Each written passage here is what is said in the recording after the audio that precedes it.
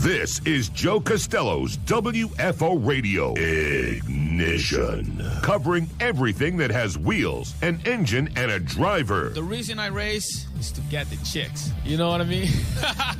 NASCAR, IndyCar, Formula One, sports cars, and NHRA drag racing. Hey guys, just want to let you know, WFO rocks. WFO Radio is total motorsports. It's just so cool. Fasten your seatbelts, fire up the ignition, and drop the hammer. Yeah, let's do it. Now, here's your host, Joe Castello. Ignition is on. Hello, WFO Universe. It is not Joe Castello in the pilot seat today. It is I, the great Giovanni in Miami. But don't worry, boys and girls. Fear not. I will not make you sit through a whole, however long this show is going to be, of just Gio ranting and rolling and raving about whatever it is that's on my mind, which is not usually much. I will quickly bring in your usual talking head, the great Joey C. Joe, whereabouts are you today? Well, it would be funny for me to just hang you out right there and see how you reacted. I am in Utah, and I am on my way to Sonoma, California for race 2 of the NHRA Western Swing, and I've been exploring Utah for the past couple of days. It has been fun. It has been interesting. It has been exciting. I have seen lots of different aspects of Utah, and definitely a lot of topography, a lot of really interesting things. And we'll be moving on to Sonoma tomorrow. But that is why I felt like that was good. I was interested to hear what you were ranting and raving about. That was probably a pretty good intro there, Giovanni, but that's the deal. So we got to get together for WFO Ignition. This is it, one of those Joe on the road in a difficult situation type shows. And so we're gonna dial in, man. We're gonna talk about Kevin Harvick. You're gonna tell me all about the race. I've seen highlights, but how exciting everybody was talking about, how exciting it was. Of course, SportsCollision. We'll get into that. We'll talk some Haas F1. I want to talk about a couple of big things, not necessarily racing related, but the new Corvette was unveiled, and we have kind of bantered about a little bit. I was just shocked and surprised and pleasantly surprised at the price point. I was worried that they were going to make it, $120,000. No, they maintained their affordable sports car, everyman aspirational sports car tag. $60,000. Oh my goodness, it's amazing. So we have got a lot to get into. The New York Yankees continue to roll. It has been great stuff. We've got all kinds of things. We've got positive things like NHRA drag racing in Denver, where I ran into many, many, many WFO radio listeners who told me, keep doing the show. Keep doing the show. We love the show. The show is growing. It's breaking out. It's going to take time. Keep doing it, though. Joe, don't quit. Don't give up, which is awesome. I wasn't thinking of doing that, but it's nice to receive that kind of positivity. That went down. It was just a great time. There was negativity. We had the 50th anniversary of the Apollo 11. A big story comes out. Ryan Newman doesn't believe. He doesn't believe. What is that? Hashtag punch in the face, Ryan Newman. Come on, man, really? We're going to dive into that. We're going to dive into a bunch of stuff in what will be a compressed program here on WFO Ignition. All kinds of good stuff going on. I want everybody to know also, if you're going out to Sonoma, you will be able to purchase the WFO Radio Podcast T-shirts in person at the Nitro Fish trailer. And I'm very nervous about this. What if nobody buys one? What if nobody buys one? That's just not a possibility. From the trailer, though. I mean, I know that the WFO audience has already ordered a bunch from nitrofish.com, and we have posted the links up on our Facebook page, etc. But I just think that the buying at the track from the trailer is pretty cool, right? Like, that's next level stuff. And thanks to Bo and Randy Len for putting it in there. There's only so much real estate that they have inside that trailer. So, yeah, cool things happening. I think that kind of legitimizes the show to a different level. We have a T-shirt in the Nitro Fish T-shirt trailer. Yeah, I agree. and maybe the first of many. Maybe if this one sells very well, it can be the first of a WFO line of apparel. And this is really what I always wanted. I have to give so much credit. I don't know if you heard Randy Lynn on NHRA Nitro a couple of weeks back, not this week, which was a winner's circle show, and great, and I think everybody should listen, because Steve Torrance and Richard Hogan and Bobby Lagana and Tommy Johnson Jr. and Greg Anderson and Andrew Hines all appeared in very good, in-depth, detailed interviews. It was spectacular. Giovanni, you put it together. What was your opinion of the program? Top notch. I mean, immediate feedback from the winners. I mean, they don't even have time to really think about it. You're right there. It's just fresh. I love it. I personally very much enjoy the winner's circle shows. They're, you don't get the big 20-minute conversation with each winner, but you get a different sense of excitement because it's still very fresh. Whereas we normally get to talk to them the next day or the day after. And I think, they're able to look back on their victory and reflect. But from the track, winner's circle shows that they're still right in the whole excitement and euphoria of the victory. To me, it doesn't get better than that. Well, it's different. It is the best we can do at the time and the circumstance. But I got to agree, to hear Richard Hogan break the news that Capco is going to assist Big Daddy Don Garlits in breaking the 200-mile-per-hour record. He told us that. I think he told us that on the air, I'm pretty sure. That was tremendous. To hear Steve talk about his run that he's on and tying Don Garlits, to hear Gary Pritchett going crazy on the air horn in the background, to hear the fact that they got the music pumped up in the pit, and we basically bring you right into the pit area. That is, you don't hear it anywhere else. It brings you, that's what we do. We bring you right into an area that you are restricted from going more often than not. And Tommy Johnson, Greg Anderson, everyone was great. And Greg, and the exposure of the Lucky Underwear was, epic. I don't know whose social channels that went out on, but it was really good. Well, I didn't see it on the social channels. I heard about it on WFO, matching his and hers, matching magic underwear for the Andersons. Yes, I saw the Andersons. I saw the Andersons both pull down their pants. Whoa! I feel like this is a family show. I'm part of. They both pulled down their pants. I'm the one that's usually out of line around here. Yeah, and listen. Here's the thing about Greg. It's like he obviously is a little superstitious. He said flat out, he's talking about magic underwear, and then I find myself in Utah, and so it all ties together. No, and TJ, a victory 30+ years in the making. Unbelievable, yeah. The whole story. It really was. It was great. So after you listen to this show, go back, check out NHRA Nitro. And most importantly, share it. Share it all over the place. Tell everybody to download the mobile app. Use physical intimidation if you have to. Do it now. Nitro, rocketing up the archives. Well, exactly. Nitro, rocketing up the archives. So I saw a lot of the IndyCar race. I did not see very much of the NASCAR race other than highlights. Kevin Harvick picks up a win. That's big. And you pointed out an excellent point that for the last 4 races we've had, Bowman and Justin and Kurt Busch and now Kevin Harvick. Things have kind of opened up a little bit. Yes, 4 first winners on the season and 2 of those first ever winners in Bowman and Justin. But Justin is obviously not running for the championship. But right. as I kind of briefly discussed with you in our pre-show meeting there, we're 20 races into the season. That's considerably more than halfway, 6 before the playoffs start, and it's go time. There's a battle there, like always, brewing for that 14, 15, 16 spot, where there's a bunch of guys that, a couple of weeks ago, you could have said Clint Boyer was safely in, over 40-point lead on 16th, and now he's on the outside looking in.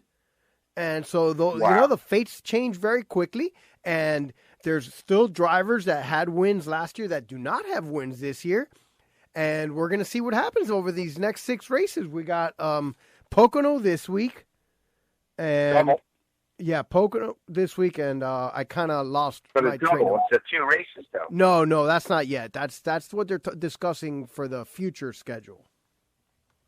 Remember Okay, I about was under doing, the yeah, impression about that it would combining. happen. Yeah, I okay, think that's my- when they're my talking fault. about the schedule alignment or realignment or whatever they're gonna do it, and they were discussing possibly Pocono having both of its races over the same weekend, but that's not. I think that's like future talk. Okay. What else you got there? You up? Oh, okay. I thought you were going good. I was so into it. No, you know I don't like to talk hey. that much. But actually, let me quickly. Pocono, You pulled it Watkins back. Glen, Michigan, Bristol, Darlington, and then I believe Indy is the cutoff race this year. No longer Richmond is the cutoff. Now it's Indy. Yes. And so That is true. there you have it. Those are the 6 races where whomever wants to make a push and get in there has got to do it now. 7-time Jimmy Johnson. If you want to go for 8, you got to get in the playoffs. Right now he's on the outside looking in. Yes, absolutely.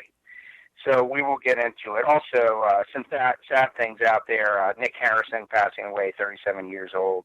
One of the crew chiefs out there. Just there's always a little bit of bad news, coming down the pike at any given time. Here are the results, though, from this past weekend's NASCAR race. And, Gio, you're going to bring up the fantasy results. I'm not going to be able to do that if you're able to get them. But Kevin Harvick picks up the win. Denny Hamlin battling late in the race. Hamlin led 113 laps, but Harvick wins the race. Kyle Busch led 118 laps, but Harvick wins the race. And it seemed like, from the highlights that I saw, and I certainly will dial in with it at a better point, but beating and banging and bumping and rubbing, and that's what everybody wants. So as much as this is not a powered-down, throttle control package, it does seem to have brought the cars together, and Kevin Harvick picks up the win. So let's hear from Kevin Harvick. I knew that he was close enough that he was going to take a shot, and as soon as he got the opportunity, and I knew I didn't need to be in the third lane. I knew he was going to try to, go through the middle lane and just try to get into the left rear and get me out into the fourth lane, and there's just no grip out there. So I knew going in the corner, I'm like, I'm going down here. He's going to hit me. I just need to survive the hit.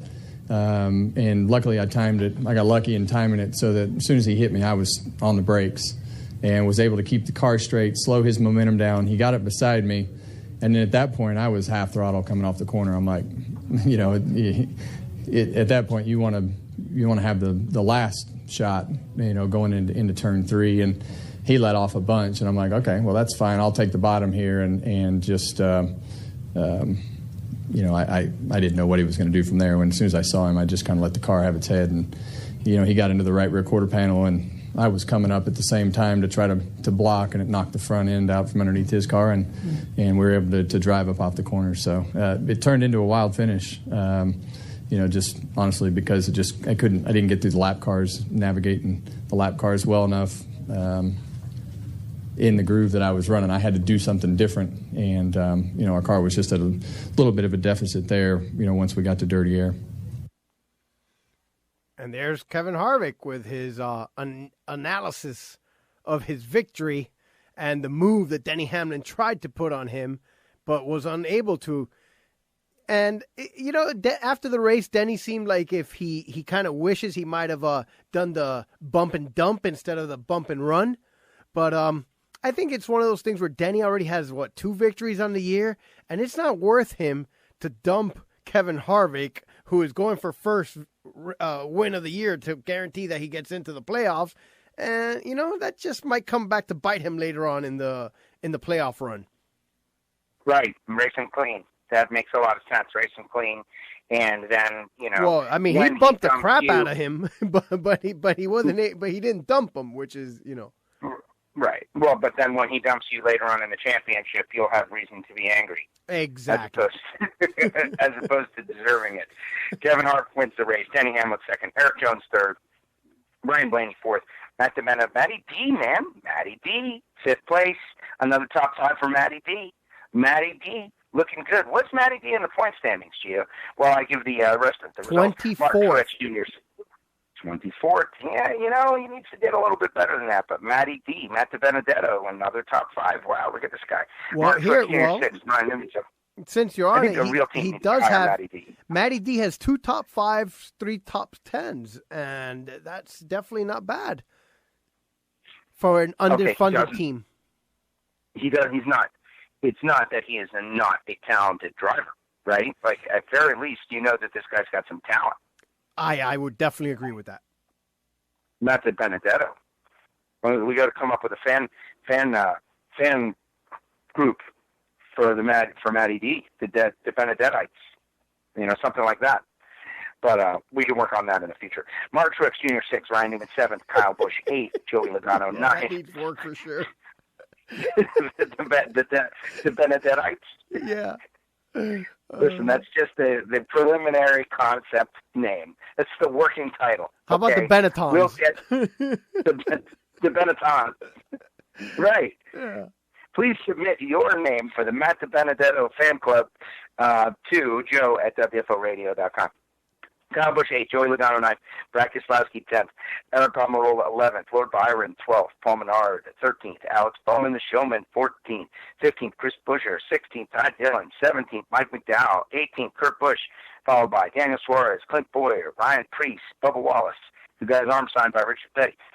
He wants 43,000 retweets, and he'll get it tattooed on his arm. Yeah, but there are qualifiers though. It was I saw him tweet recently that it was up to 30-something thousand, but he said that it had to be within 24 hours or something. Because I think now that he saw it's getting close, he's kind of hesitant about getting that tattoo, right? Dude, you know what? I'm going to go and retweet it right now. First of all, I thought 43,000 was a little lame because you're not going to. He's not going to get 43,000 retweets. It's like a million zillion. What are you doing? And apparently you're telling me it's getting there. It's a lot closer than one would imagine. Because my first thought was, wow, 43,000, that's a ton of retweets. Yeah, that's impossible. Yeah. Right. It's impossible that Bubba Wallace. But I saw Junior retweeted it. I saw them talking about it on one of the TV shows. 38,000. No, listen, I'm going to retweet it right now. Yeah. Let's get this. Let's put this over the top and watch Bubba. What's the word for squirm? Like. Right, squirm. Not. Here we go. Let's put this over the top and watch Bubba squirm. What is that thing that you tattoo with? A needle? Needle. There it is. Here we go. And I'm about to send it. I'm not very up to date on tattoos and stuff, being that I don't believe. Not that I don't believe, but I have no desire to mark my body up with anything that's going to last that long. No, me either. Never. I was not into it. Hey, but by the way, remember last week you were telling me about how Twitter changed on you? Yes. And it has not changed for me until today. Now it has changed. I don't know why. Like, I was scheduled for the Twitter update, but now my Twitter is totally different, and I'm afraid of it. Yeah, well, the one on my desktop has changed. Thank goodness. The one on my phone still appears to be the same.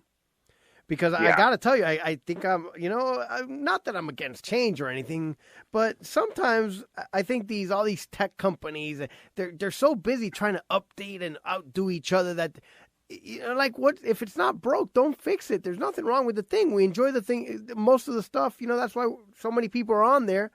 I don't necessarily enjoy the way that you guys mess with the timelines, but now you're changing the whole format and it all looks so different. Yeah, it's all terrible. All social media is horrible. Did I finish up the results? The anti-social I just want to get to the bottom of it.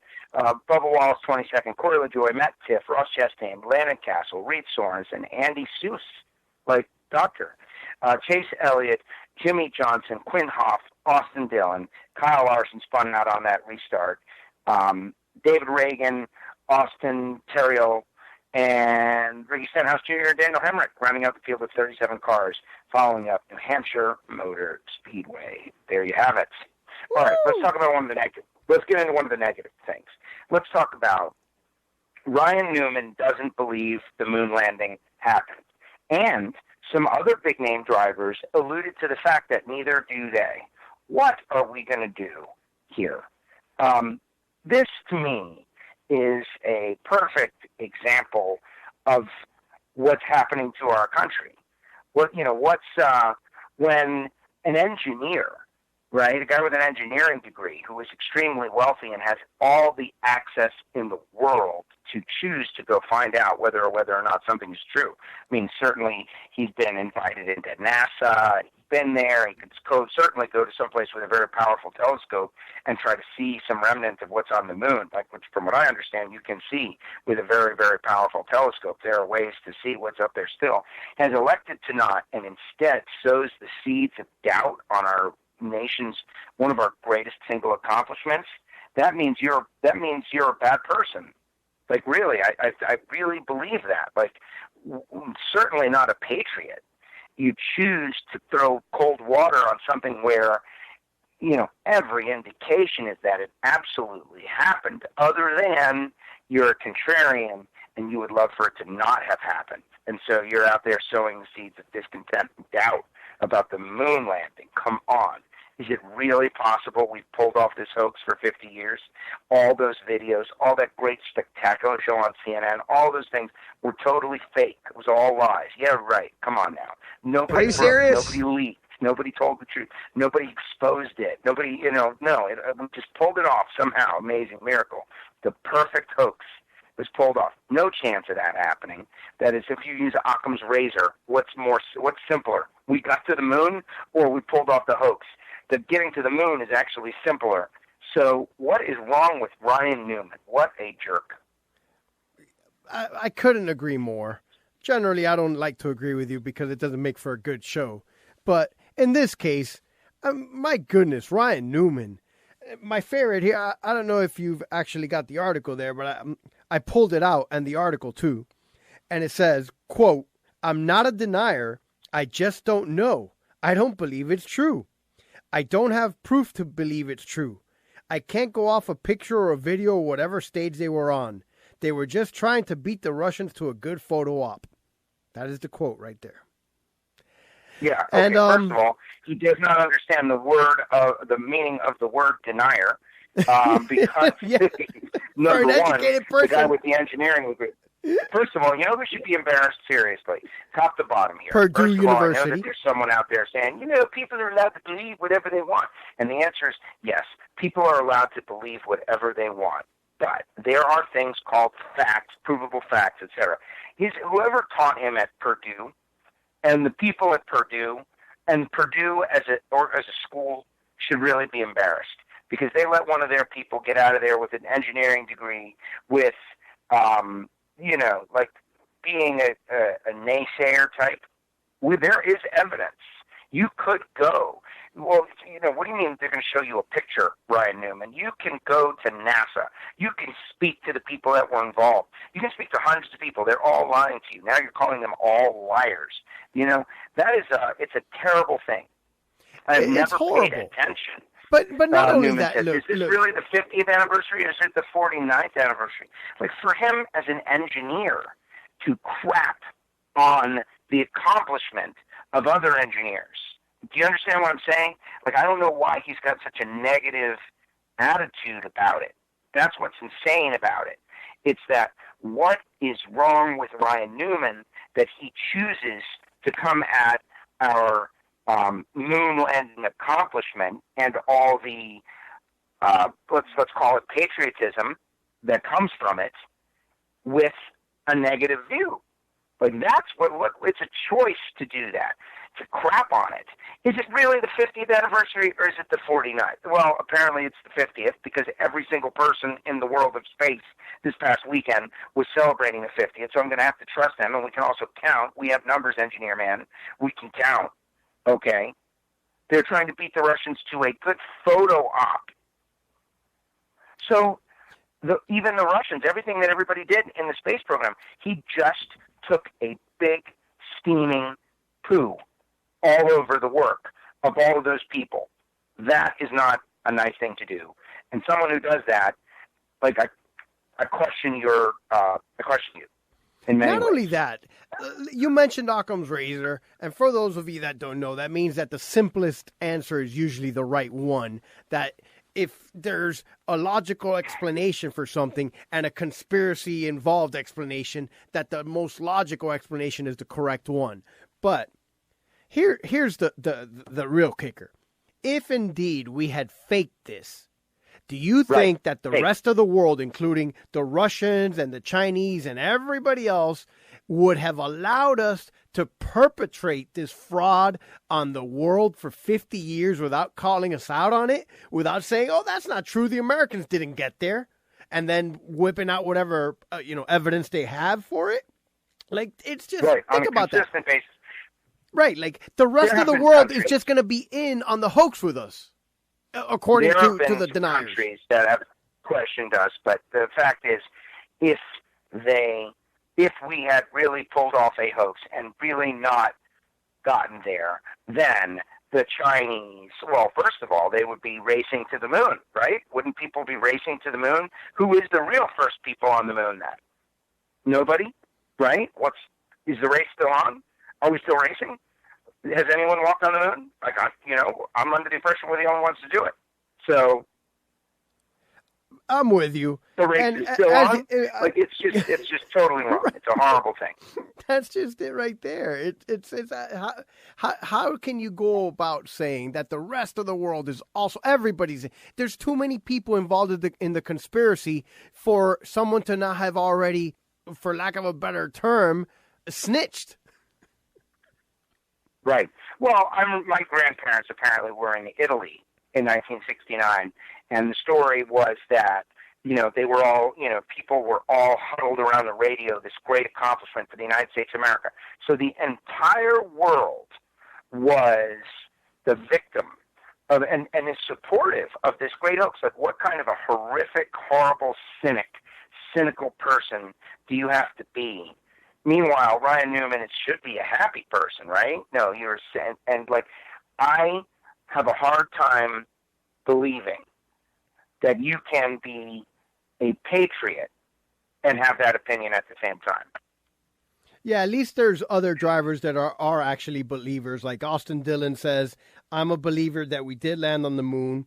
I feel like conspiracy theorists are those people that constantly cry wolf, and the first time they hear something that wasn't true, they're like, I told you so. Well, I'm not a big fan of I told you so. If you throw a dart 1,000 times, you might hit one in the middle, in the bullseye every now and then. Yeah. Well, you know what? Ryan Newman has never won the Daytona 500. Yeah, I don't believe it. I believe Kurt Busch really won that. They swapped cars that day. Yeah, exactly. Kurt Busch really won the Daytona 500 that year. Ryan Newman has never really won the Daytona 500. I don't believe it. I think it was a hoax. Simple as that. It's just that. I think it's completely ludicrous to believe that us or any other country would be able to perpetrate a hoax like that for 50 years on humanity. I mean, that's almost as ridiculous as those Area 51 idiots last week that we were discussing. Right. Well, they're going to go, man. They're going to go the Area 51. I'm all for that, man. Joke. I'm waiting for that one. I'm all in. Dyslexic man storms Area 15.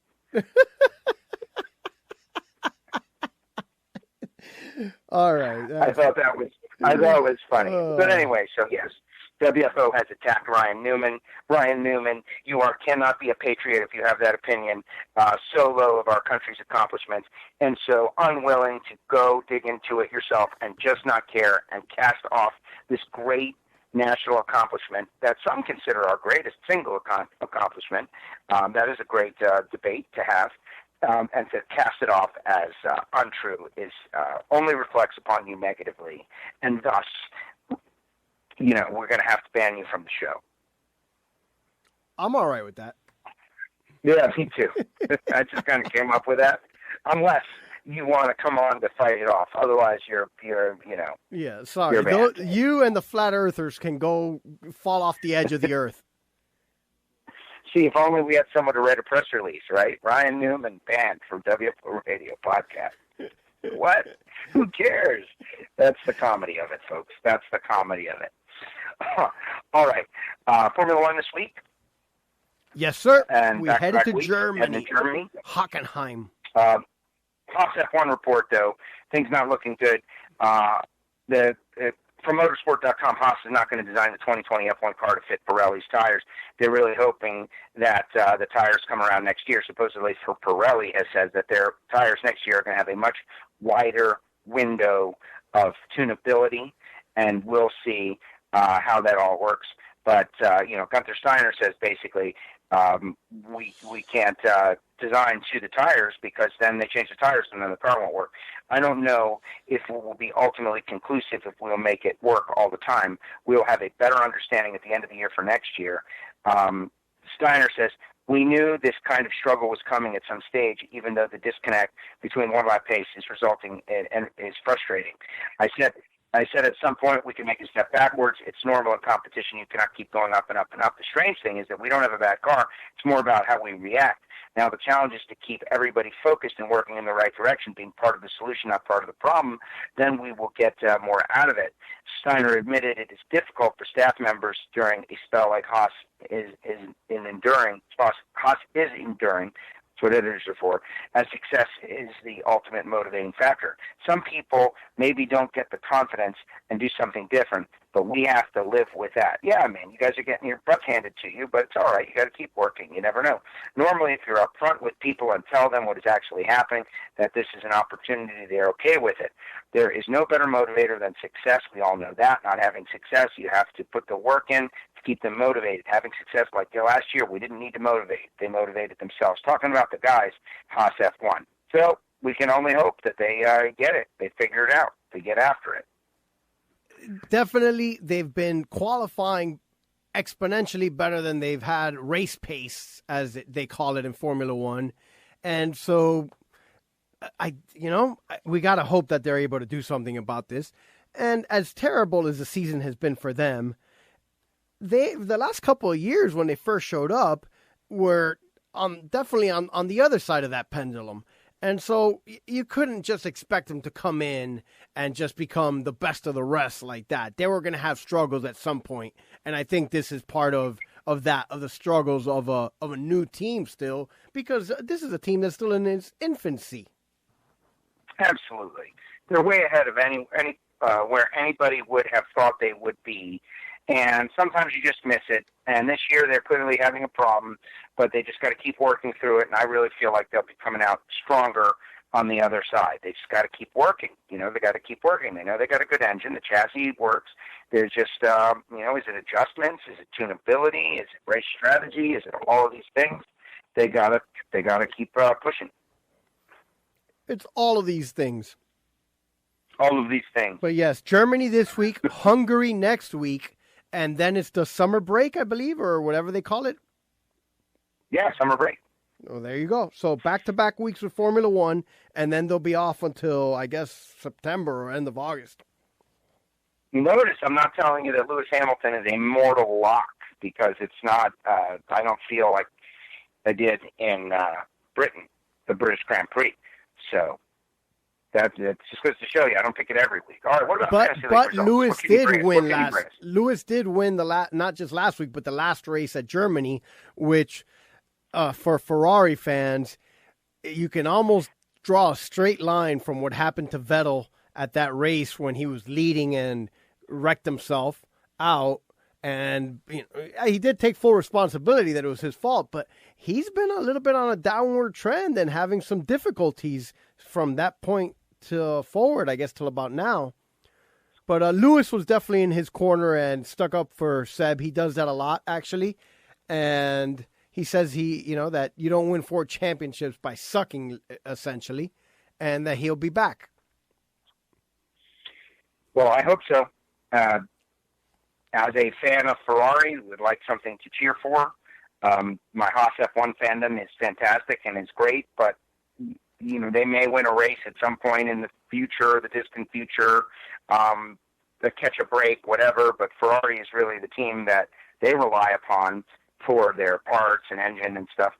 So Ferrari is a team that I can root for that has a legitimate chance at winning.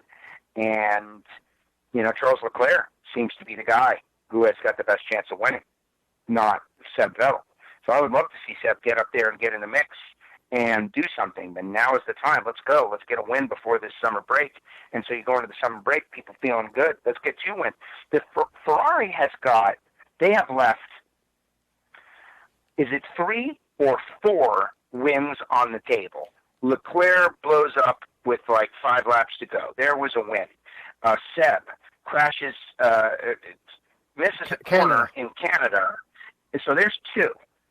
Those 2 wins that they cost themselves that were left on the table. Boy, if they had won those 2 races. And then the one that Max, a couple weeks ago, where Max pushed Charles out of the way when Charles was winning.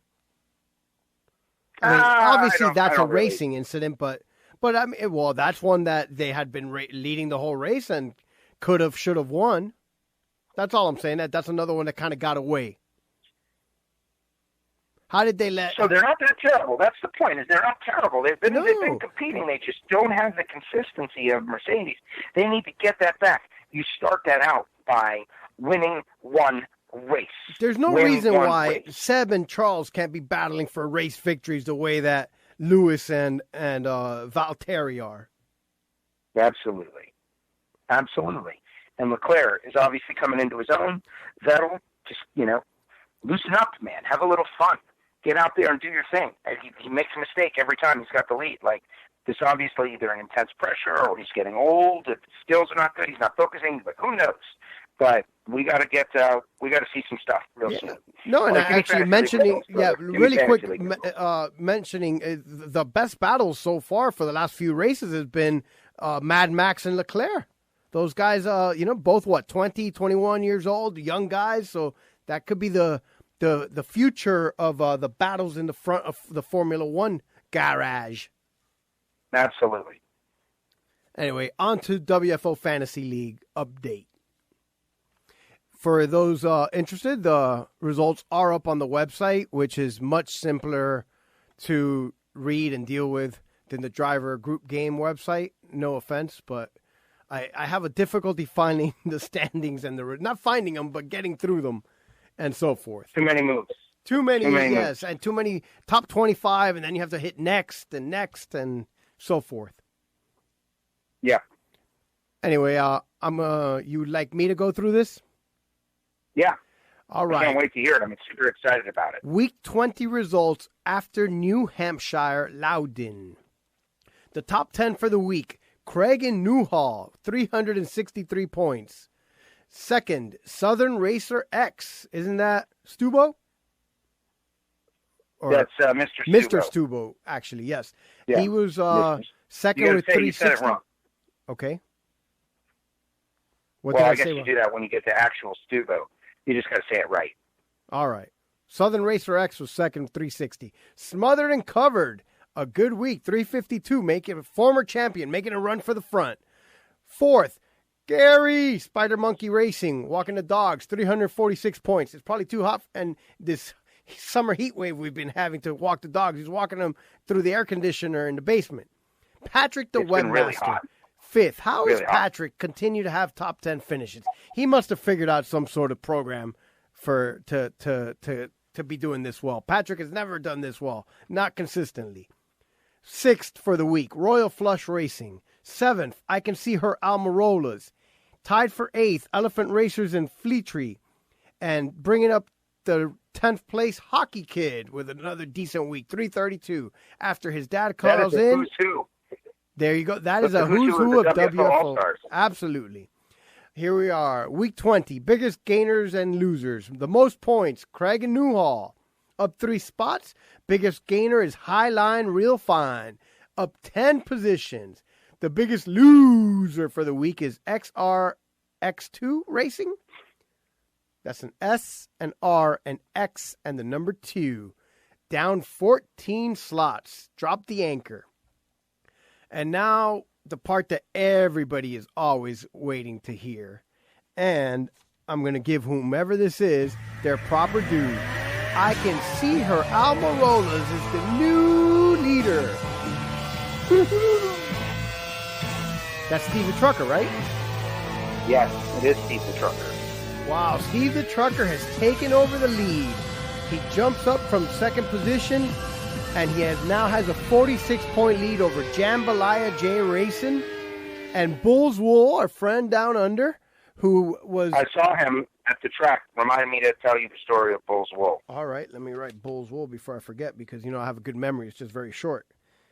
Anyway, Bulls Wool was in first place for a couple weeks. He takes just a little drop back. He's 62 back. Fourth is Rich and Saugus, 101 back. The Bug Barn still in it, fifth place, 147 back, followed by Southern Racer X.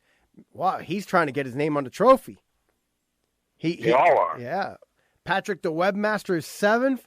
Craig and Newhall, after winning the week, is up to eighth. Smothered and Covered, holding steady at ninth. And 10th is Royal Flush Racing.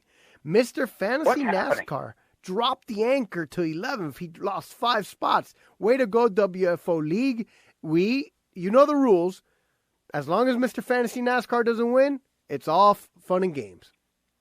He is the Fantasy Hall of Famer. Not in his first 2 years.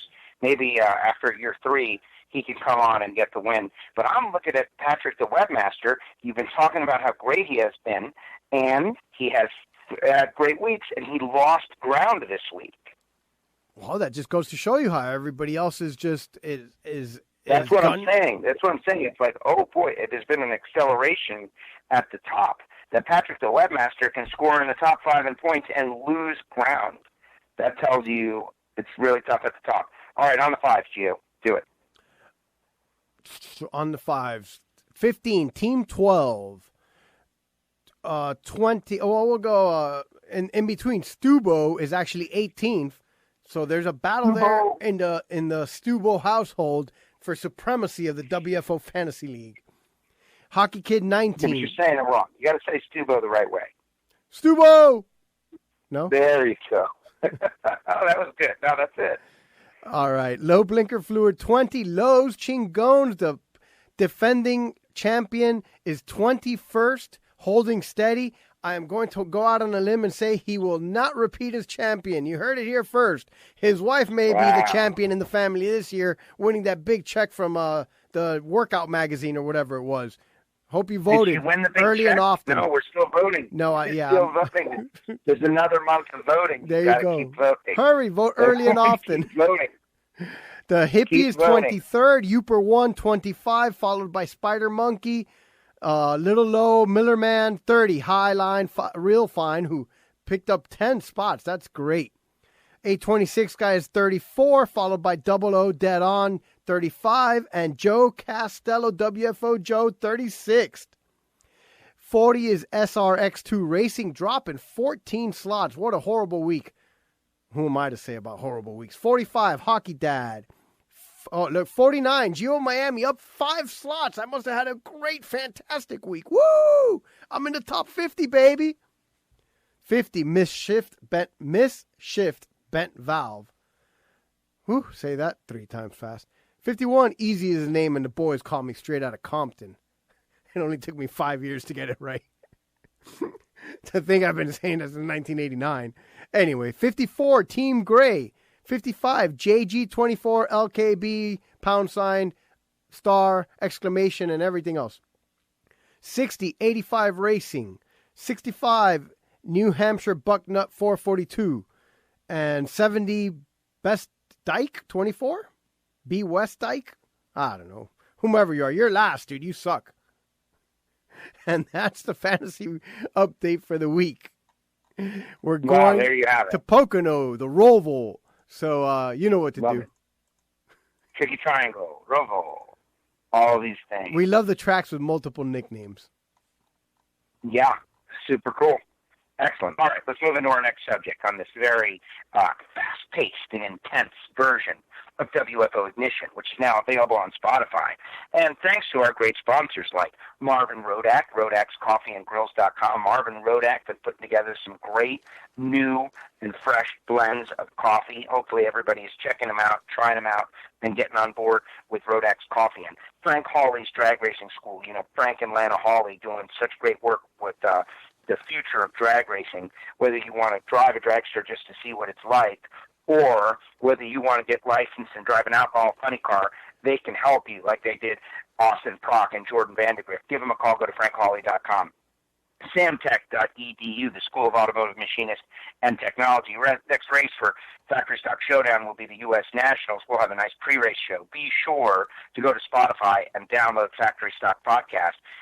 Check it out. It's like 8 episodes. Start from the beginning. Catch up. Be on board with it and get to know the stars of this great new category. But more importantly, if you're a young person and you want a career in racing, Samtech.edu can get you started. High-performance engine builder, CNC machinist, Motorsport EFI, they take the GI Bill, so many great things. Go to samtech.edu. HuskyPerformance.net. Yes. Well, I was going to say, since you're sending them to go listen to, it's only 8 episodes, everybody likes to binge watch everything now, so just binge listen.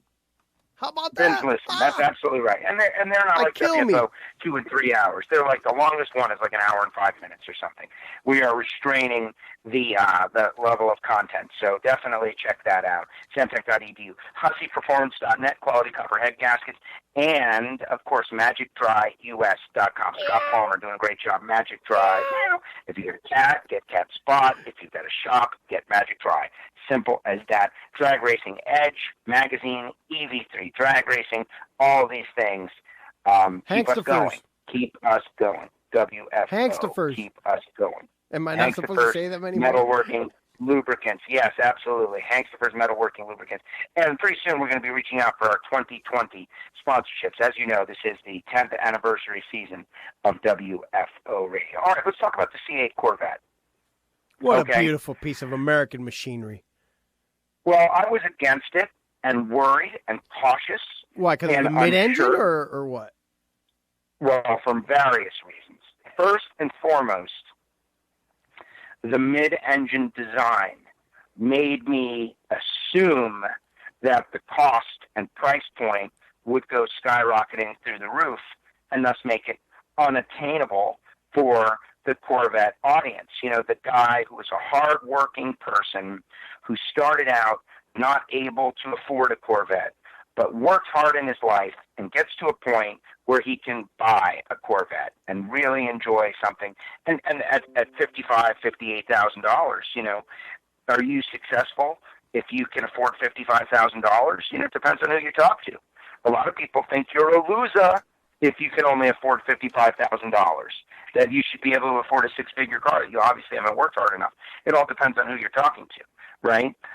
The America that I know about, it's like, man, Corvette, you work hard, you attain it. If you do better, that's even better. Good for you. But there needs to be something for that guy. And I assumed that they were going to switch to a mid-engine platform. The cost was going to go up to over $100,000, like, you know, like a Maserati or something. And they were going to price the Corvette away from the average guy.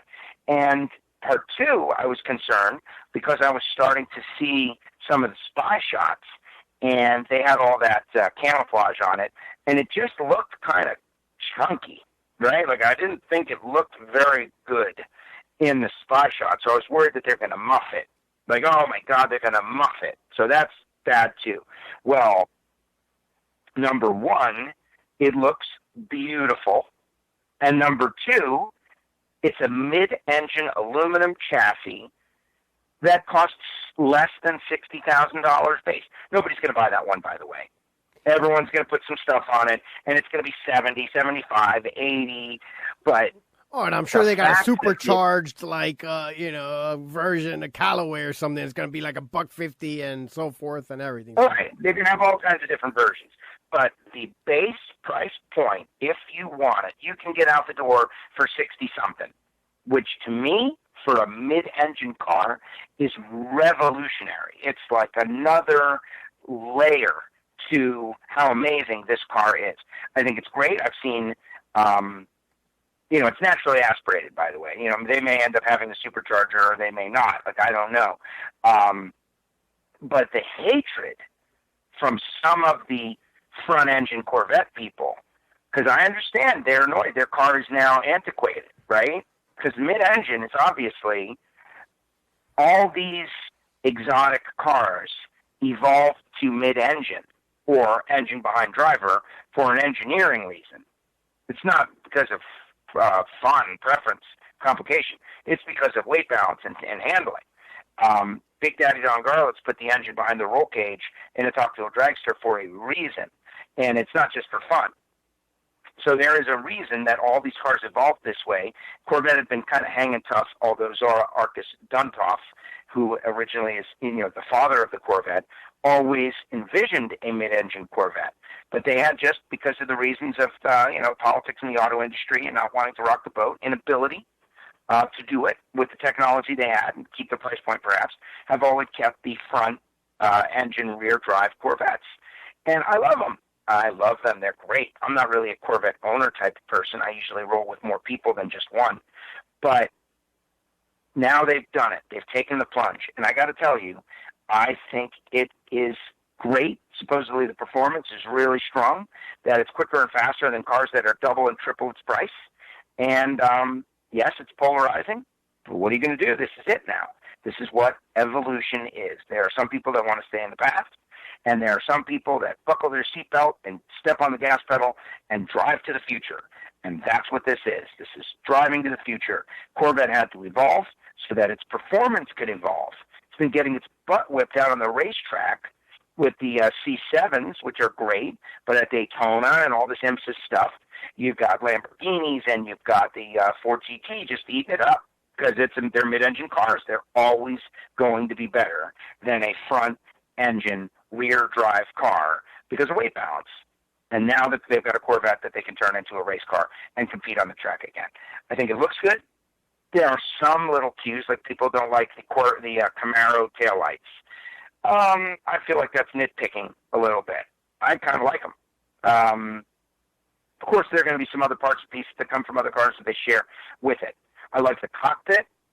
I like they're going to sell it right-hand steer. So they're going to be, for the first time ever, you're going to be able to get right-hand steer Corvettes for the Australian market. I think it's a hit.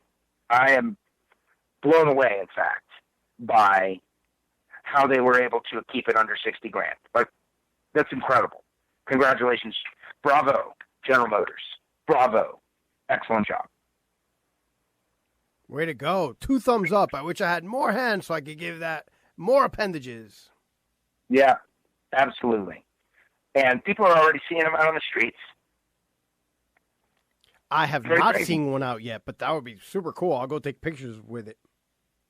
Yeah. I have always been a big fan of the Corvette, and while I doubt that I'm going to back into some sort of business or whatever it is that's going to allow me to own a Ferrari one day, but I do have the thought that I could definitely afford a Corvette at some point. I almost had one of those, and then I had a little guy instead. Right. But that's a different story for a different day. Yeah.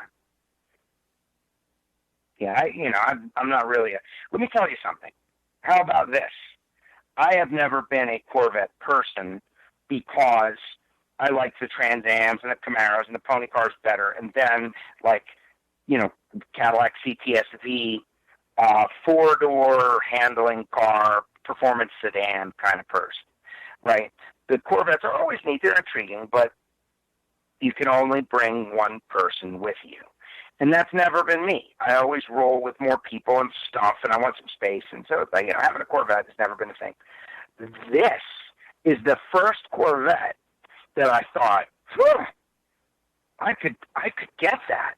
I could work really hard and find some success and have a mid-engine sports car that can challenge and rival Ferraris. Like, wow. I didn't realize that I could do that. It's aspirational to me. And the likelihood of me trying to get a hold of one of these is way higher than it was with the previous front-engine Corvette. It just is. Because to me, this is an exotic. It's an affordable exotic. Like, look at it. Right next to any other car. Yeah, sure, Ferrari, the 455 Italia. Right, except yeah, the Ferrari is more beautiful. Right. It's got hand-stitched leather interior, and the Corvette doesn't. It's got machine-stitched or whatever. They cut the cost thanks to scale.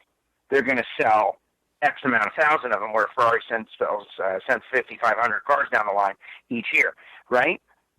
But engineering-wise, they're very similar. And it's got a badass V8. Like, it's got the rumble of the V8, the LT2. I love it. I'm stoked. I think they've done a great job. I think they deserve applause. It's got the glass over the engine. You can see the monster V8 down in there. I can't wait to see one in person. And now, there was a story that came out today that now that they have the architecture, Cadillac for years has been talking about some sort of halo car, like a mid-engine Cadillac sports car, and that they have had...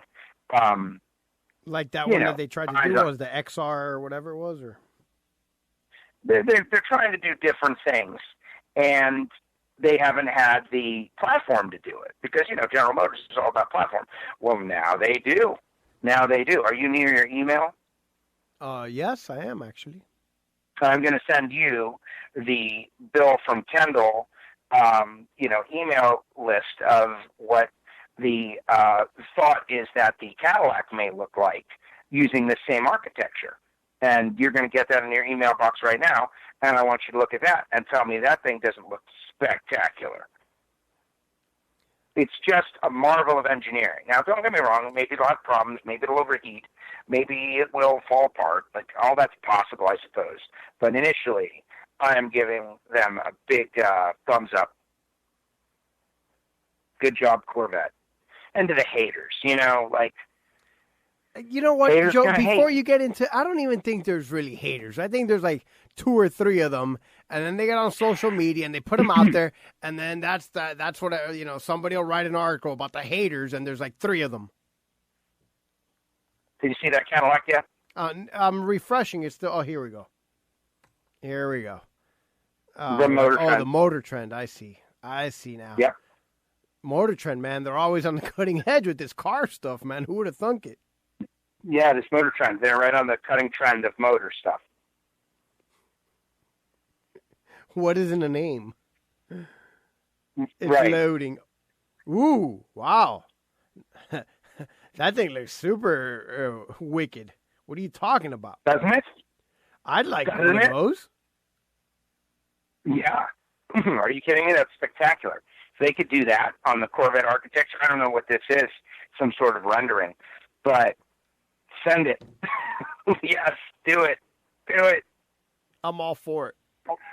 I am too.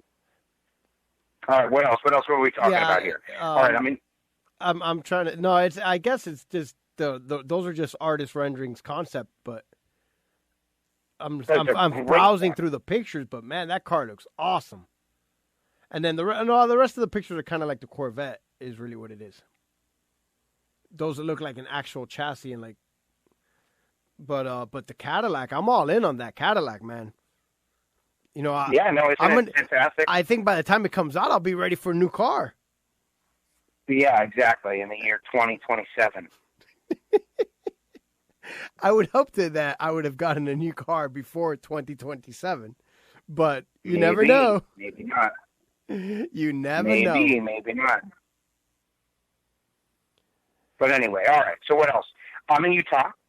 I'm visiting my aunt, and then I'm heading to Sonoma tomorrow. So just like wherever I go, I like to see things that are of interest. So we drove around a little bit, about half hour away. We went to the location of the Golden Spike, the meeting point of east and west of the Transcontinental Railroad. For those that don't know, a long time ago, 150 years ago, our country was not fully connected. That's right, kids. We did not have roads 150 years ago. And what are you talking about? You couldn't just take I-10 west? No, you could not. No, you could not. Get out of here. Someone with courage had to decide to link east and west, and they did that with the Transcontinental Railroad. And so companies from the West Coast started building towards the east, and companies from the East Coast Union Pacific, started going towards the west. And they were funded by the government, by the way, government funding, pretty much during the Civil War. And they worked and worked and worked, and they were trying to go as far and as fast as possible because they would get subsidies for every mile they built. And the Chinese were working a lot from the West Coast to the East, and from East to the West were like former slaves and all kinds of stuff. You'd go out and you'd work on the railroads, man. Who built the railroads? The thing that truly linked our country together back when it was just this vast open space. This railroad, it is like as big and significant a moment as anything in our history. So anyway, when the two tracks came together, finally, in this one location called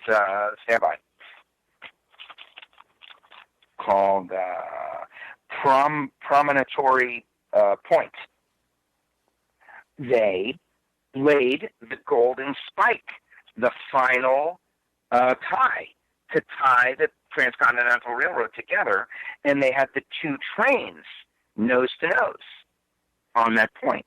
Well, we drove out to the middle of nowhere, and there they are, the two trains. This year is the 150th anniversary of it. And I was there, and I got to go and climb up and look down into the trains. The trains are running, Gio. These are replicas. They're not the exact trains. They're two replicas of the exact trains.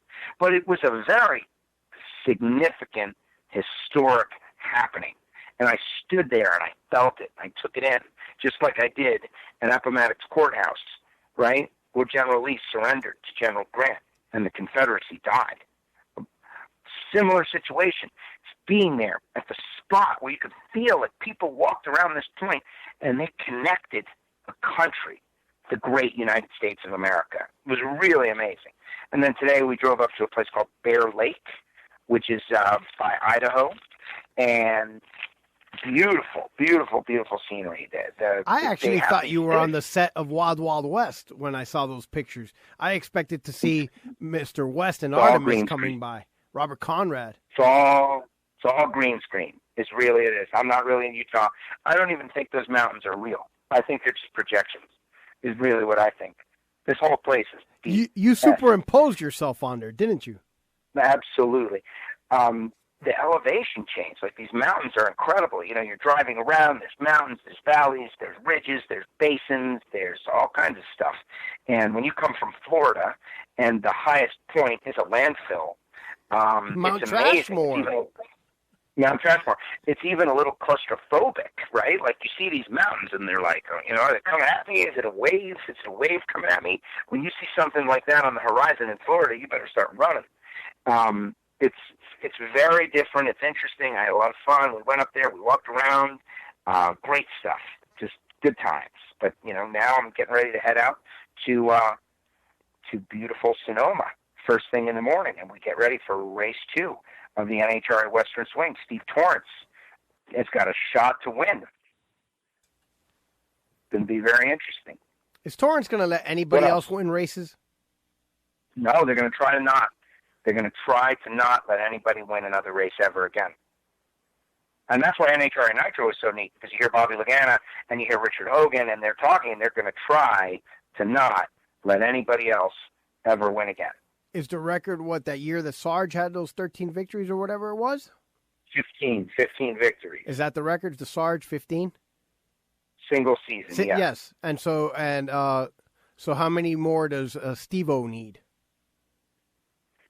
Well, he's got 8 wins. Oh, wow. He's got a good way to go. Yeah, but he's made 9 finals in a row. That's the thing. That's the crazy deal is he's made 9 finals in a row. So he won like 5, and then he runnered up, and then he won like 4, and he might sweep the Western Swing. And you know that 15 number, it's definitely possible if he keeps up this pace, the current pace. The pace. You know, he's definitely going to win.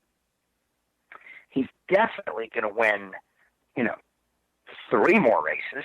Like, it would be shocking. They would have to just go totally ice cold. And 3 races puts him at 11. So that's last year's total. They could fall on their face and still get last year's total. And there's, what is there? 1, 2, 3, 4. There's 10 races left. Right. So he has to win 7 to tie and 8 to win. Well, we know he's definitely capable of sweeping the swing and sweeping the playoffs and sweeping everything. But, in the end, that's why we watch the races. That's why we love the sports, because you never know what's going to happen. Yeah, it's a different era. Like, if he gets 13 wins, I think it's and wins another championship, I think it's, could be considered the most dominant season ever, because he's racing against the competition that's out there is very significant, and they're making them look all foolish. Not foolish, just they're head and shoulders above the rest. They're not developing their own parts. They're not, when Tony Schumacher did it, he had Alan Johnson who was putting on Alan Johnson parts that were unique to him. This is very different circumstance. So, all right, let's go. What else did we want to talk about here? What else did we want to talk about? I got my Utah stuff in there. Talked about the Corvette. Super excited about that. Super excited about the new WFO Radio T-shirts that you guys are all going to be able to buy. I wanted to say, big thanks to Randy Lynn Ship for doing just about everything. The artwork that you see, it's very different than the previous WFO Radio T-shirts. Hopefully all of you will want one. The previous WFO Radio T-shirt was just our logo with the engine and the flames on it and everything. But my opinion was that in the end, it didn't tell the tale of what we are, number one. And number two, it's the kind of thing that you have to be a hardcore fan to want to wear it, right? Whereas this shirt, I think it's got some attitude. It's got some attitude. You might want to wear it if you don't even know about the podcast. It's got a cool old guy. I like the caricature of WFO Joe. Okay, so guess who did that originally? That artwork. Not I. No, definitely not you. I did. I drew that. What? You're not artistic. Well, no, I did like a stick figure sketch of what I wanted. The car, the guy hanging out of the car, the smoke obscuring, like a car doing a burnout that blurred out WFO. And then they took it and made it like an old school Big Daddy Raw thing with me holding the shit at the microphone. So it was like a collaboration. But the WFO with the car doing the burnout in front of it, that was like a real random sketch that I did. And they took it and they obviously turned it into something beautiful. But I feel like I was part of the creative process. Interesting. So let me get this straight. So you drew a stick figure, and they came up with that artwork? That's incredible. I can even show you the initial drawing once I get back to the studio. Yeah, it's amazing. But, of course, the artist who did it, I don't want to take any credit from him because he has done a fantastic job of taking my very basic idea and turning it into something much better. But I still feel connected to it. That's why I'm patting myself on the back. But everything else was Randy Lynn Ship and Nitrofish. So if you want a WFO Radio T-shirt, then you need to go to Nitrofish. And she has done everything. She's handling the fulfillment. You will not have to wait for me to send the shirts out, that kind of stuff. Remember, that's always the problem, Gio. They're handling everything. The best place to get it, though, is at the Nitrofish trailer at the track. And I hope some people wear it. Bo says he's going to wear it. People are all into the idea of wearing it, man. Do it. Get your WFO shirts. Do it now. Do it now. Exactly. Hurry, buddy, before they run out. They're hot. They're going like hotcakes. Hurry up before the next print. The next one might not be the same. Right. Well, then this one says 10th anniversary. These are 10th anniversary. It says 10th anniversary on it. Get your WFO Radio 10th anniversary T-shirts at nitrofish.com or at a local NHRA drag race. Okay, so Sports Collision. Well, real quickly, you mentioned IndyCar. I don't think we covered it real quick, but Newgarden wins. And you mentioned that you saw the race, I think, or that you saw some of it. And I know exactly why. The race was on where I was. It was late. The race was on where I was. Well, because you're on the West Coast.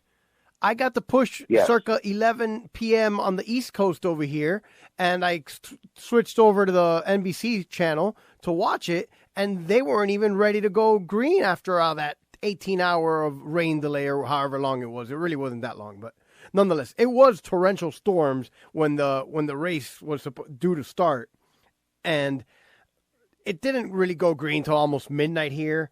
And I don't know. I don't know, obviously, the particulars of their schedule or the weather the next day or anything like that, but it just seems like at that point, you got to call it and bring it in the next day. To have run that race that late and another delay once they got going with the 12 people in the crowd, they got a 0.1 rating. I don't know. Maybe I'm wrong, but I'm sure there's reasons why they didn't. But in my opinion, they should have just run it Sunday. How about that? Yeah, no, I agree. I think that's the live entertainment, customer service aspect of it. You basically you make it impossible for your fans to stick around. I know you want to get out of there, but I think I agree. The better move would have been to just wait the next day, start out at 10 in the morning or something. I don't know. Maybe the weather was bad for the next day. I don't know, but it does seem ridiculous. Again, I do plead ignorance on the weather and whatever other the logistics of whatever it was, but it just doesn't seem like the right thing to do for me. Either way, I once it started raining after they went green again, it was shortly after midnight. I was like, all right, I've had enough. I don't know what I was doing, but anyway, Sports Collision. Middle of summer. The regular sports world is a little bit slow now, but this week, towards the end of the week, most teams are either starting camp or definitely in camp. I think Thursday, Friday is the deadline for teams to start camp. So the NFL is getting going underway. The boys of autumn will be coming at you soon. And that's really the only thing going on. The baseball, the pennant races are heating up. Those wild card slots are close. Other than that, all the division leaders have a nice, comfortable lead. The Yankees have been playing out of their minds. They've got this great series going on with the Twins that has been an offensive battle. The takeaway from the big series with the Twins is that both of these teams need pitching pretty badly. Yeah. But that's kind of all it in Sports Collision. I had Shark Week for those of you that like that kind of stuff. It starts this Sunday. Shark Week. I always enjoy that.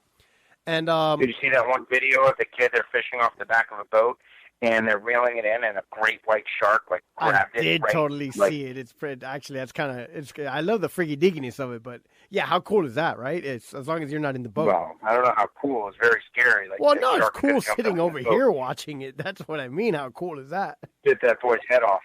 What about let's talk about Tom Brady taking some heat for dragging his child down onto the rocks into the water. This is an interesting little debate. I'm in support of Tom Brady, but he's taken a little bit of a beating out there in the media. This is maybe some might say the weakening of America when a child, when a person can't, force their kid to do something, or maybe he didn't even force her or whatever. But that video was pretty freaky deaky. Speaking of which, Tom Brady grabs her hand. They jump over to the rocks. If that had ended poorly, it would definitely have been a very big story. Well, of course, if Tom Brady jumped off a cliff and killed his daughter, it's going to be the lead story. But that didn't happen, and I guess I have a different view of it.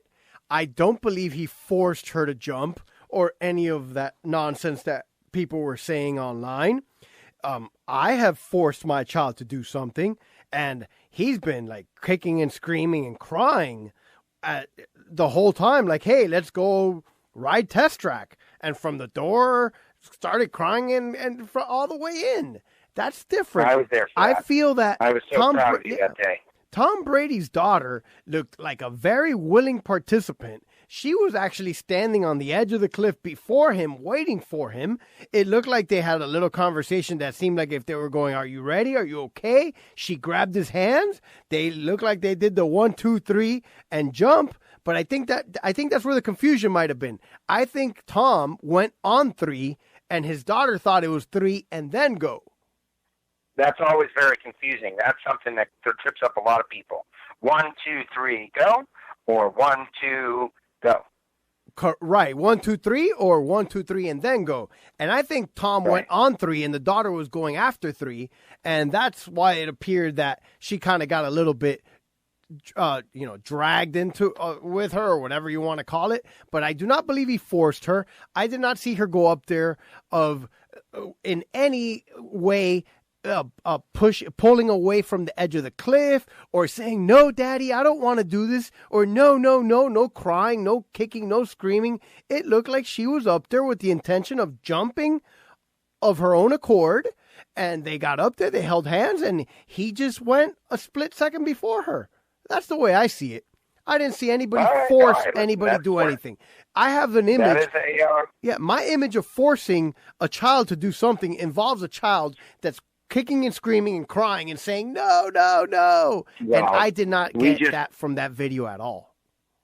The week previous, that is a good point, because the week previous, we were at a water park in our local community at Turnberry Isle, and Gio and I climbed to the top of this water park, and we were going to go down some water slides, and it was like a side-by-side dual, you kind of race your way down water slide, and there was a mom with a small child. I just want to point out that I won. You did win, pal. You did, with all that mass, of course. I don't want to call you Ryan Newman or anything, but you do realize that gravity affects us all the same. It doesn't matter. Yes, no, I know, but when you're on a slide like that, the fatter person definitely wins. Whoa, fatter? Everybody knows that. I just have more mass than you. I wouldn't call it fat. I'm just bigger. I'm taller. I started off by saying mass, and you had a problem with mass, and so then I called it fat. But listen, let's not go backwards on this. We're talking about the lady who was in front of us, and whose kid was like a cat going into a bathtub. Absolutely. That little girl. Was that little girl not? She did not want to go. She was being forced to go down the slide. She was crying and saying, no, and holding on to both sides while the mom was actually literally trying to push her in and push her down. That was a scene. Trying to push her down. That was forcing the kid. Every step of the way. And I had to hold myself back from chanting, send her down. Send her down. Right? Which I'm not making a joke about anything else, by the way, folks. I really wanted the mom to push the kid down the slide. I can attest to that. I was there, and Joe was definitely all for yeah, look at that. That's awesome. She's going to force her to go. And I'm like, nah, there's no way she's going to force her. That kid is like balling.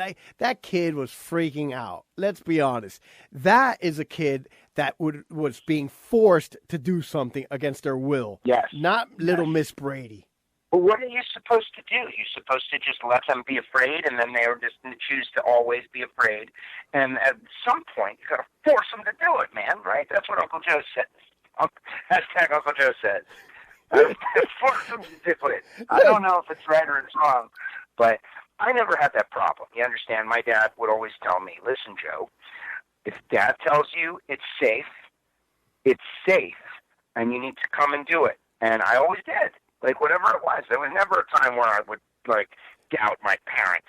They told me what's up, and I trusted them, and I learned and had thousands of wonderful experiences on roller coasters and everything from the time I was a small child. And obviously, I'm not a daredevil by any means, but what is it? I'll try it. Look, I've seen the videos. I've seen Papa Joe yelling at little Joe going, "Choke yourself, Private Joker! What kind of man are you? Get down that slide now!" Yeah. Well, maybe that's part of it. But I know it's going to be fun. Don't get me wrong. There's fear every once in a while. But, fear is for the weak, Gio. Fear is for the weak. And this is what we need to teach the children. And if going down the slide 2 seconds in, they'll end up having fun. 2 seconds in, they'll be like, "Oh, this is fun." It's just that you got to get over that hurdle a little bit. And what if they don't have the strength at 5 years old to get over the hurdle? What do you have to do? What do you have to do? You can't really force them down there. No, throw them over the hurdle. Throw him. Well, that's why Tom Brady, what's he going to do? Let his daughter just stay up there all alone, and he jumps down, and now she's up there, and then she slips and falls? No, he grabbed her hand and pulled her down. He did the right thing. He could have probably done a better job. He should have probably held her in his arms, and they jumped together. Like he should have given her the bear hug and the dual jump? Yes, he's a big athlete. He can definitely do it. She would have felt safer. He could have used his legs force to jump. So all right, but let's be honest. While Tom Brady is an athlete, he's kind of not big for athlete. Like he's very normal looking for an athlete, right? She's like a 5-year-old girl or something. He can do it. I don't think she's quite 5. I believe she's 6 or 7. But whatever. What's the difference between 5, 6, or 7, really? Yeah, exactly. He should, and he can handle it. Anyway, all right. Next up, New York Yankees playing great. Aaron Hicks, awesome. We got to keep going. Keep our foot on the boot. Everybody's on it. Our boot on the throat. Talkman has been in it. Gio's the greatest. Yeah. And the Urshela, too. Glaber, I saw a stat. Here's one for you. Glaber has now hit 20 home runs back-to-back seasons. And, this phone closed on me. I had the stat out. I believe he's only possibly the third Yankee in history to have back-to-back 20 home run seasons before his 23rd birthday. Wow. Yeah, well, to be honest with you, these guys are it seems like this new crop of Yankees are constantly, tying or breaking records that, the Mick and Joe D and just unbelievable. Amazing. Well, we got to win. And everybody's rooting for a Dodgers-Yankees World Series. Sorry, everybody else. But you had a few years where everybody's been off. It's now Dodgers-Yankees World Series time. Let's do it. Here you go. Yankees most 20 home run seasons before age 23. Mickey Mantle, 3. And Glaber and Joe DiMaggio tied with 2. I mean, anytime you tie the Mick or Joe DiMaggio and you're right behind Mickey Mantle in anything, that's pretty good. Yeah, but don't you know the ball is juiced? Didn't you see that weird home run, the one-handed home run the other day? What have you? Look, the balls are handmade, so they're always slightly different, but I don't know that the ball's any juice. We used to have juice players. Now we have a juice ball. What's the difference? Yeah, but we don't really have a juice ball because there's definitely the number of home runs all over the league is up, but no one player is having like a, record-breaking season. No, and I also think it's part of the fact that, the analytics of the game where it no longer matters if you strike out X amount of times. It's all now home run or strikeout as long as you got that exit velocity and the upward launch angle, and it's okay to strike out 3 times as long as you get a home run. On the 4th, right. Well, exactly. Everybody's swinging for the fences, literally. That's absolutely it. Everybody is swinging for the fences. It's no longer looked at as a negative to have a bunch of strikeouts, to be, a 30 home run and 150 strikeout guy. That's no longer a big deal. Right. Getting out, it's the same. The Yanks are winning 9-7 at the moment, by the way. Speaking of no pitching, this has been a crazy deal. Well, all right, Gio, I think it's time to wrap it up because, I'm on the road. Cell phone I'm all for it. Did you see the Top Gun trailer? Great way to end off. Yes, I did. And I felt like, didn't we talk about this last week? I felt like it was, no, I guess not. I saw it at the track when you texted it to me. But this is right in step with Cobra Kai.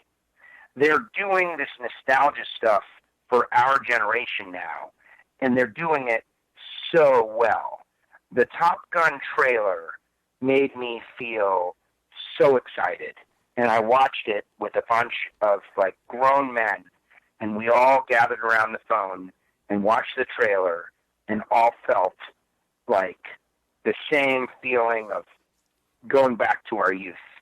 And I can't wait. It was awesome. Now, of course, Lo has never seen Top Gun, so he doesn't know. And there's a lot of people that have never seen Top Gun. One of the biggest, most significant movies of the 1980s, and probably ever, period. There are people that never saw Top Gun? I don't believe that. Low has never seen Top Gun, no. Never seen it. I mean, Lo had never seen The Godfather or Goodfellas or anything like that either. I mean, The Wizard of Oz, never saw The Wizard of Oz, never saw Star Wars. Now, to be fair, I think he's kind of a little bit young. He's got to be slightly more than half of our age or something. But never saw Ghostbusters. Oh, my goodness. Lo, what kind of American are you, man? You should be ashamed of yourself. Never saw. No, there's all kinds of different stuff. I would play the Maverick trailer, but since it's a visual thing, I don't think it's any. It's all visual. There's very little dialogue. I really don't even understand what the plot is, other than Maverick is older and been bouncing around for a while and been passed over for promotions, and they say he's going to be extinct, and he says, yeah, but not today. And so what's is he going to battle someone? Is he going to fight against the throne? What's going to happen? I don't know, but I'm all in. I am all in. I am definitely going to be there when it comes out at the theaters. And Top Gun, loving it. And the music the same. It's the great. Sound effects the same. Everything the same. Oh yeah, is Kenny Loggins going to do a remake of Danger Zone? Yeah, or there'll be some. They should just use the original Danger Zone. Just use it. Yeah, Everyone still plays Danger Zone. Danger Zone is timeless. Highway to I agree. The Danger Zone. Yeah. And for the since we're discussing 80s nostalgia and stuff, Rutger Hauer today won't be seeing him no more. You know who Rutger Hauer is, right? Yeah, Blade Runner. Blade Runner and The Hitcher and so forth. Yeah, he died. He died. Yeah, R.I.P. That's it. Terrible. He always played that like the bad guy. I was kind of afraid of him when we were kids. Crazy. But anyway, that's Crazy stuff, man. Top Gun. All right. Shark Week. Don't miss it. Start Sunday. Sure. If you are going to come out to Sonoma, obviously, say what's up. Had a lot of people say what's up, WFO. Well, you're not just you can't just go out there and say what's up anymore. You have to go to the Nitrofish trailer, grab a shirt, and swing it wildly as you yell WFO at Joe while he's trying to do his work. Right. Why not? That's exactly correct, sir. Yeah, absolutely. Yeah.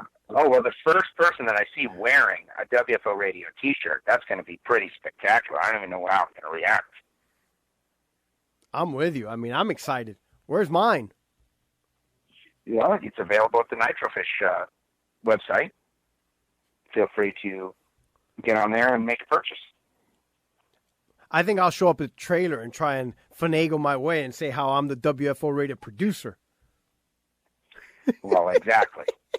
Exactly. And they will say, that's right. I bet you that in $10 will get me a shirt or whatever the cost is. Not 10, no, man. These T-shirts are priced exactly what the event T-shirts are. Which is? No, I think they're 20 or 25. All right, well, there you go. Like I said, drop $40. We're going to have and leave dollar. The change. They have every dollar of overhead into the shirts, the artwork, everything. Great. I understand. I didn't actually think that they were going to be $10. It was just me, being funny. Right. No, I understand. I would love for them to be $10. I've always got, I go and buy rock concert shirts no matter what they cost when I go, even though I had 18,000 of them in my closet. I've always bought the new one. Right. That's it. Just do your best. Yeah, I'm gonna have them. I've been collecting all the shirts. I'm gonna have them made into that cloth that you told me. I have the person to do it. The throw. I have the person to do it. Yeah, no, we'll I'm make joking. Your shirts into a cloth. They'll make it into a blankie. A blankie. There you go. I do. I know someone. I know you do. I didn't think you were messing around. Well, I'm telling the audience now. I'm not telling you. I know you know, but I'm telling the audience that I have a person that is personally connected to me. That if you have a whole mess of T-shirts, concert T-shirts, event T-shirts, T-shirts that are like old and you don't want to throw them away, but you don't wear them anymore because they don't fit, you don't know what to do with them. She makes these like blankets and like, what do they call it? Like a throw. A throw. Right? You can get a one-sided throw. You can get a two-sided throw. And it's reasonably priced. Like, I don't know. I think it's $100 or something to take all your shirts and stitch them into a freaking throw. Are you kidding? Yeah. If you're interested in that, it doesn't have to be just your me. concert shirts. I'm sure some of you have your high school grad night T-shirts and your class of 1989 T-shirts and stuff. Absolutely. And what do you do with those shirts? They sit in your closet. There's nothing to do.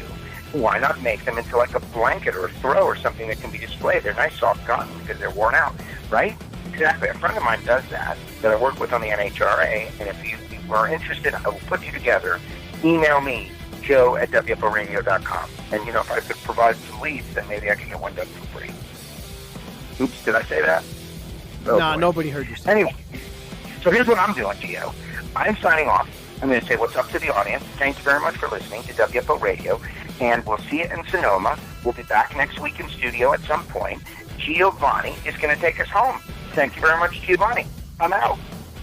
Bye-bye, Joe. Well, that'll do it.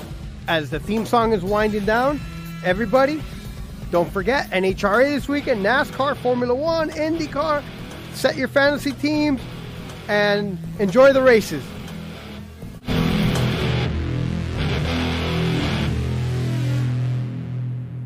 The views and opinions of the hosts, guests, or callers do not necessarily reflect that of the station ownership, advertisers, or agencies.